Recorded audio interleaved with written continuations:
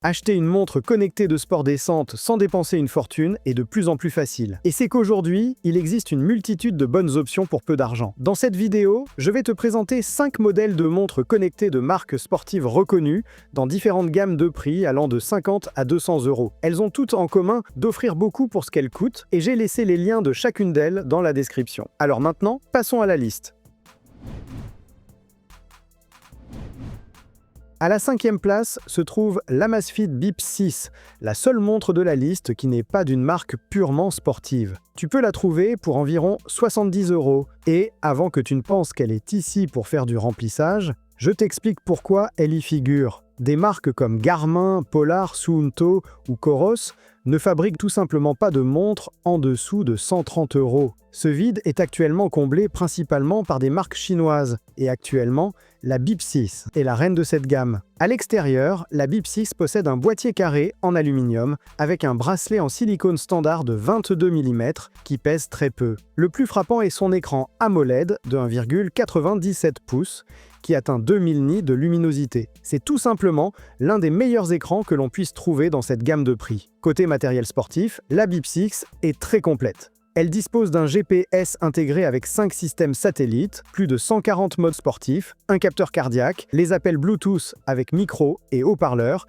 et elle est résistante à l'eau jusqu'à 5 atmosphères. Sur le papier, elle semble imbattable pour le prix, mais le problème réside dans le logiciel. Bien qu'il l'améliore un peu à chaque génération, le système d'Amazfit reste un système de fitness et de style de vie, pas d'entraînement sérieux. Ici, tu n'auras pas de plan adaptatif par intelligence artificielle, ni de Garmin Connect, ni la profondeur d'analyse de PolarFlow. Sa batterie tient jusqu'à 14 jours en usage normal et environ 32 heures avec le GPS activé. Pour quelqu'un qui veut une montre avec un bel écran, un GPS fonctionnel et des métriques de base à bon prix, ce n'est pas mal du tout. Amazfit est une marque qui fabrique depuis des années des montres qui fonctionnent bien, à des prix de plus en plus abordables. Actuellement, dans cette gamme, la Bip 6 n'a pas de réel rival, mais si tu t'entraînes sérieusement ou que tu pousses le running un peu au-delà du niveau amateur, elle risque d'être un peu juste pour toi. Et c'est justement là qu'entre en scène le modèle suivant, qui appartient à la marque possédant l'application sportive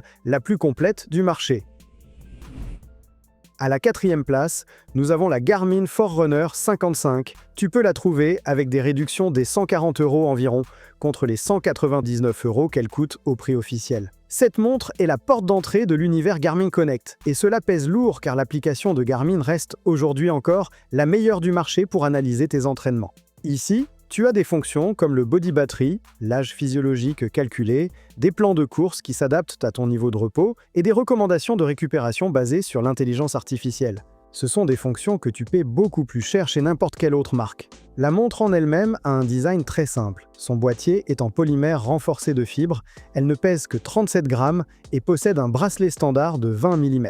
Elle est également résistante à l'eau jusqu'à 5 atmosphères. L'écran est l'endroit où l'on remarque le plus que nous sommes face à une montre d'entrée de gamme. Il s'agit d'un panneau MIP de 1,04 pouces, avec une résolution de 208 par 208 pixels. C'est l'écran le plus petit de toute cette vidéo, et de plus, il n'est pas tactile. La montre se contrôle avec 5 boutons physiques. Côté sport, la Forerunner 55 couvre bien l'essentiel. Elle propose 8 profils principaux, avec le running en vedette, un GPS intégré avec GLONASS et Galileo, un capteur cardiaque Garmin Elevate de 4e génération et un suivi du sommeil, du stress et de l'oxygène dans le sang. Elle n'embarque pas de baromètre, donc l'altimétrie se fait uniquement par GPS et cela se sent quand on s'entraîne en montagne. Elle n'a pas non plus de mode multisport avec transition automatique. Et elle n'inclut toujours pas de GPS à double bande, ce qui commence déjà à se voir sur des montres de prix similaires. Sa batterie tient jusqu'à 14 jours en mode montre, et environ 20 heures avec le GPS continu.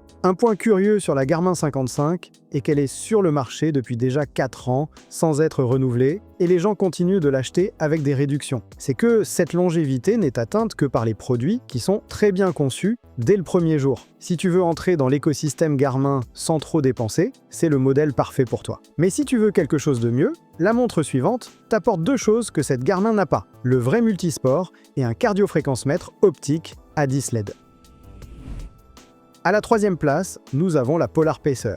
Actuellement, tu peux la trouver à partir de 150 euros environ. bien que son prix officiel soit nettement plus élevé. Et c'est la première montre de cette vidéo avec une fonction qui définit une vraie montre de sport. Le multisport avec transition automatique. Si tu fais du triathlon de base, la montre passe seule du mode natation au mode vélo et du mode vélo au mode course, sans que tu aies à toucher à quoi que ce soit. Pour quelqu'un qui s'entraîne dans plusieurs sports par semaine, cela change tout. La Polar Pacer est légèrement plus grande que la Garmin que nous venons de voir. Elle a un boîtier de 45 mm et pèse environ 40 grammes au poignet. Son corps est en polymère avec un verre Gorilla Glass 3 et elle résiste jusqu'à 5 atmosphères sous l'eau. L'écran ici est un peu meilleur. C'est un panneau MIP couleur de 1,2 pouces avec une résolution de 240 par 240 pixels et il n'est pas non plus tactile. Elle dispose de 5 boutons comme la Garmin précédente. Le plus intéressant dans cette montre se trouve dans ses capteurs. Polar intègre ici le Precision Prime à 10 LED, le même cardiofréquencemètre optique que portait la gamme Vantage de la marque il y a quelques générations. Ce sont 10 sources lumineuses au lieu des 4 ou 5 habituelles,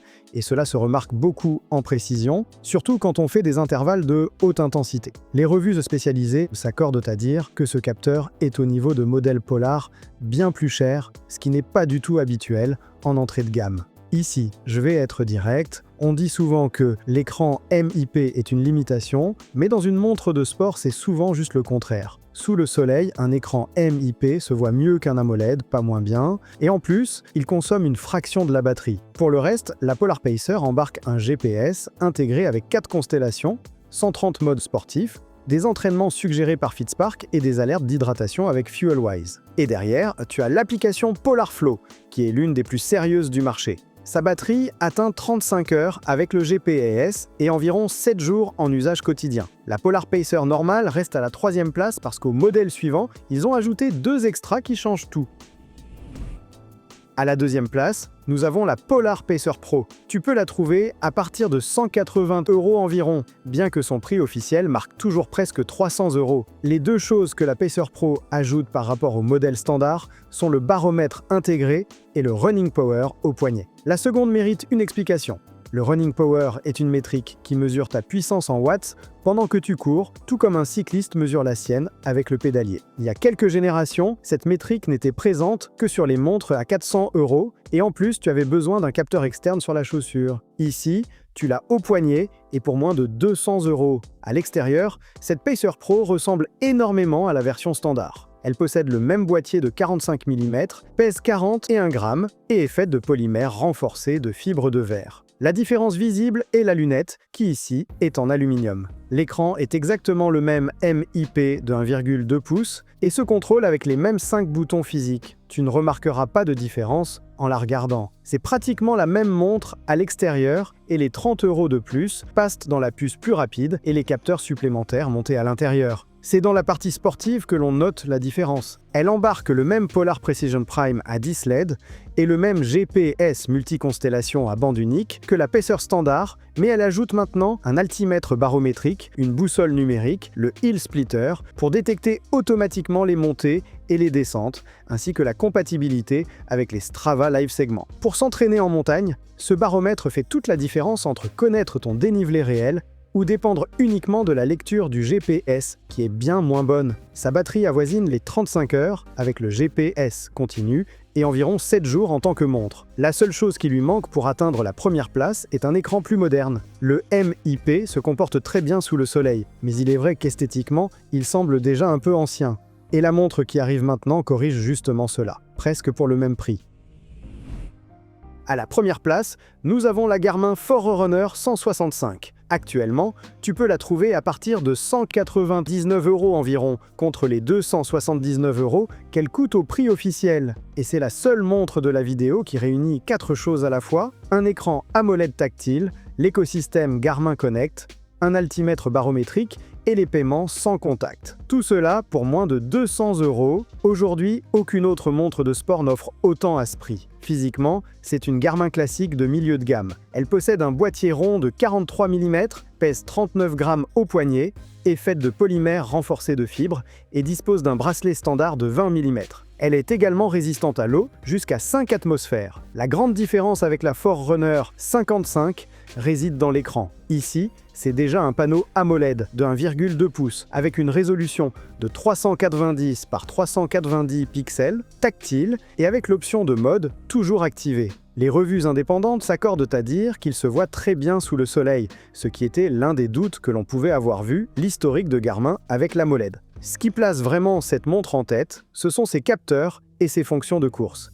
Elle monte le capteur cardiaque Garmin Elevate de 4e génération, un GPS intégré avec 3 constellations, un altimètre barométrique et une boussole numérique. Elle apporte aussi la dynamique de course complète au poignet, avec la cadence, la longueur de foulée, le temps de contact au sol et l'oscillation verticale. Côté logiciel, elle ajoute 25 profils sportifs avec le running en vedette, des plans Garmin Coach pour le 5 km, 10 km, semi-marathon et marathon, le Race Predictor et des entraînements suggérés par intelligence artificielle chaque jour. Et en plus, elle inclut Garmin Pay fonctionnel. Sa batterie tient 11 jours en mode montre et environ 19 heures avec le GPS continu. Cela dit, cette montre a une limitation honnête. Elle ne fait pas de multisport avec transition, donc pour le triathlon, elle reste derrière les polars d'avant. Et son GPS est à bande unique, pas à double bande, ce que Coros et Suunto font déjà dans des gammes similaires, bien qu'au-dessus de 200 €. Mais pour tout le reste, cette Garmin marque un changement générationnel pour la marque, car c'est la première Forerunner avec AMOLED tactile sous les 200 €. Si ton sport principal est la course à pied et que tu veux ce qu'il y a de plus complet pour ce prix, il n'y a pas d'alternative réelle. C'est exactement ce à quoi les gens font référence quand ils parlent d'une montre avec un bon rapport qualité-prix. Dans la description, je te laisse les liens vers celle-ci et toutes les autres montres que j'ai mentionnées. Et si tu veux voir une autre vidéo que j'ai faite sur des montres connectées qui incluent également des fonctions sportives, je te la laisse par ici. On se voit dans la prochaine vidéo.